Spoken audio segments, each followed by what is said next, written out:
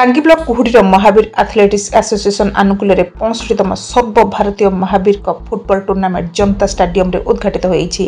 उद्घाटन दिवस रे ओडिशार प्रतिष्ठित यूथ डेवलपमेंट क्लब भुवनेश्वर सहित south east railway Chakradharpur Bihar मध्य मैच अनुष्ठित होता। खेलर प्रथमार्ध में बेस संघर्षपूर्ण रही तेज घमाघट लड़ी मध्य किए क्या गोल देवार सक्षम हो नथिले।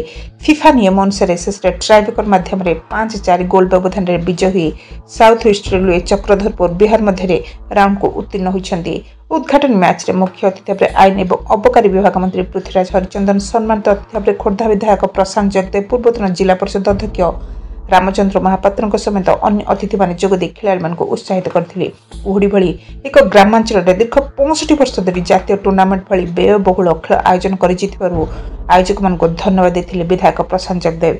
आसंता 29 तारिख पर्यंत चलो टूर्नामेंट, तेणु दर्शक मैंने प्रतिदिन संध्यारे खेल में जोगदे खेलाड़ी उत्साहित करने को अनुरोध कर। Mobile TV.